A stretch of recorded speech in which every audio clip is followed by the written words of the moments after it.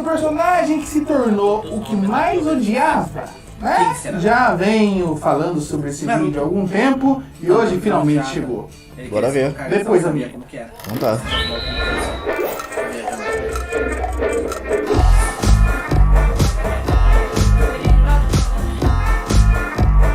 E enfim a gente vai falar sobre Okazaki Tomoya, o protagonista de Clannad. Então se você não já ouvi assistiu falar esse desse anime, mas anime eu não ainda, assisti. não assista esse vídeo, né? Por isso que eu venho falando pra vocês assistirem esse anime há muito tempo atrás, porque eu queria fazer esse vídeo e todos pudessem assistir. Porque tem eu vou assistir esse vídeo porque eu sei que eu não vou ver esse anime spoilers, agora, então. Tudo coisa importante. Não, eu veja assisti mesmo. esse. E uma das grandes questões abordadas no anime inteiro é família, com certo foco na questão da paternidade. É de certa forma um dos temas ou subtemas da obra, então a gente vai analisar aqui a trajetória do protagonista e como isso vai se desenvolvendo ao redor da história dele. O anime começa na etapa do colégio. Tomoya era considerado um grande relaxado delinquente por não ter tanto interesse assim nas aulas e sempre corresponder às confusões que chegavam e ele acabava se envolvendo. E isso acontece principalmente por conta da relação que o personagem tem com tudo. A amargura e melancolia geradas por uma cidade cheia de memórias que ele quer esquecer, uma casa que ele nem quer estar, a rotina maçante e sufocante, cheia de coisas que nem fazem tanto sentido assim. こうしていていつか何かが変わるんだろうか変わる日が来るんだろうか E no decorrer do primeiro episódio, a gente já descobre mais sobre a relação do personagem com a família e tudo o que aconteceu no passado. Quando Tomoya era pequeno, acabou perdendo sua mãe num acidente, e então continuou sendo criado apenas pelo pai, o Naoyuki, que passou a beber cada vez mais, perder dinheiro em jogo e causar vários e vários problemas pro filho. これはまた智也君に迷惑をかけてしまったかな。 Além de aparentemente sequer se preocupar com o menino, em um caso do passado, eles tiveram uma briga e acabou tendo um acidente com o Tomoya, e agora ele perdeu parte da movimentação do braço. Ele não consegue levantar acima da altura do ombro. E tudo isso marcou muito o Tomoya, que acabou se tornando muito reativo a esse relacionamento dos dois, sempre respondendo mal qualquer tentativa de interação do pai. E olha que depois que você reassiste, você percebe que foram muitas e muitas e muitas tentativas frustradas. 私にも手伝わせてくれないかい。どうすればいいのかな。触るな！いい加減にしてくれ！なんだよその他人行儀な口の利き方は！俺はあんたの何なんだよ！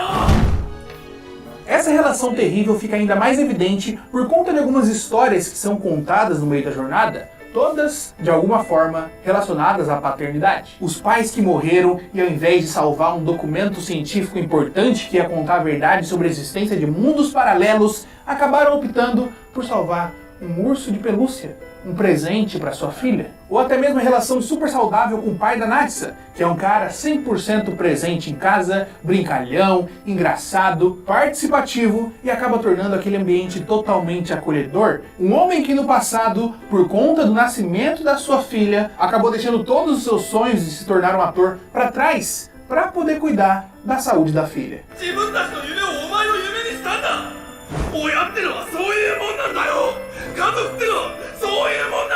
que por conta da relação que ele estabelece com Tomoya, acaba sendo, de certa forma, uma figura paterna que ele não teve. E no decorrer do anime, Tomoya vai se afastando cada vez mais da sua própria casa, se distanciando ainda mais de seu pai, a ponto de se mudar para a casa da Nagisa. しばらく止めてもらういつ帰るかは決めて Ele な vai い se tornar que nem o pai, será? そうか。寂しくなるね。智也君はいい話し相手だったからね。 Mas o tempo passa, eles crescem e se tornam adultos. O Tomoya agora tem um emprego fixo na companhia de eletricidade e acaba alugando um apartamento para morar sozinho. E ainda não fala com o pai. Ele ia ser transferido para uma outra empresa e recebeu uma promoção no cargo, estava conseguindo estabelecer uma carreira. Mas dá tudo errado porque o pai dele acabou sendo preso e complicou pro nome dele. Afinal de contas é uma cidade pequena e esse tipo de coisa é bem complicado. 迷惑かけた息子に何か言うことないのかよふざけんなよもうこれ以上話すことなんてねえよ。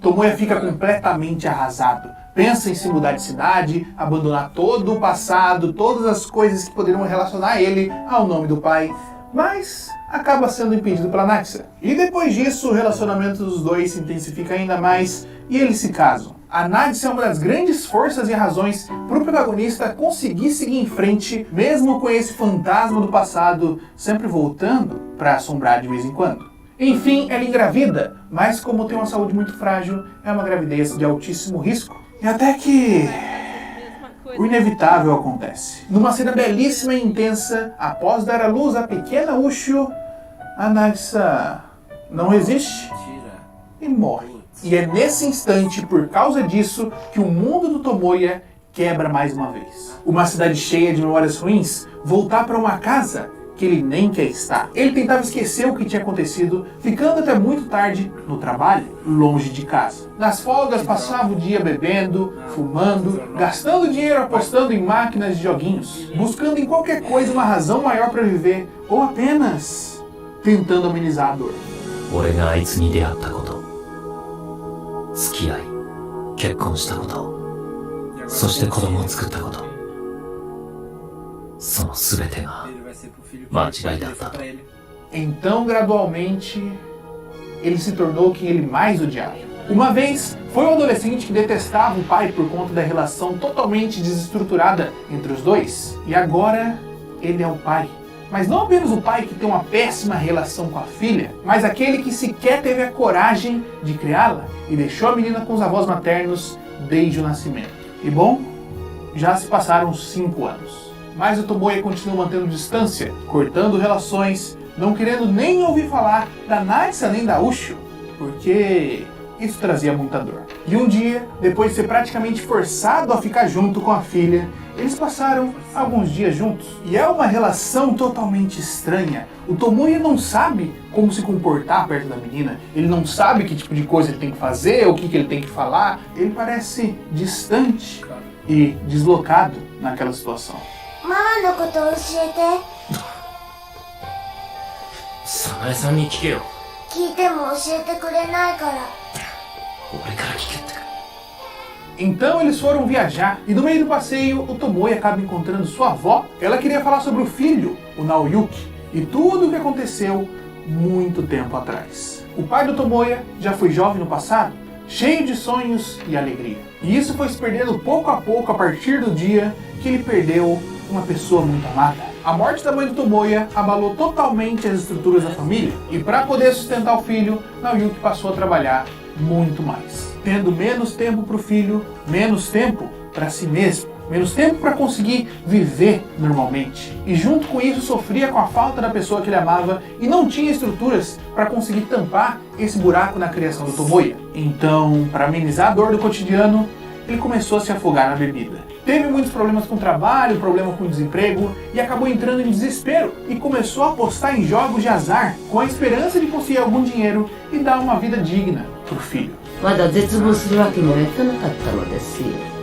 まだ幼いあなたが残されていたからです。この子だけは自分の手で育て上げるから。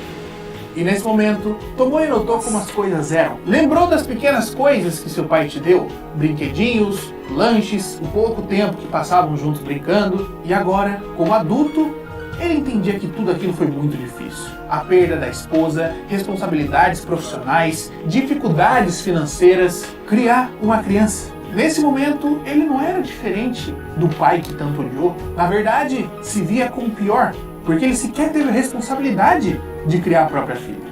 Mas depois de tanto tempo odiando seu pai, passando noites e noites fora de casa só para não ter que voltar e ver aquele homem lá dentro, mudando de casa e ficando meses e meses sem vê-lo, agora ele entendia.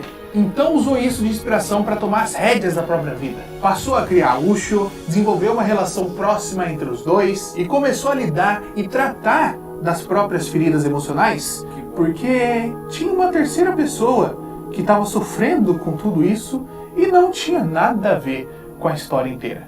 E enfim, ele finalmente visitou o pai. 俺みたいな出来の悪い息子のために人生丸ごと使ってくれたんだろう。もう十分だよ。そうか。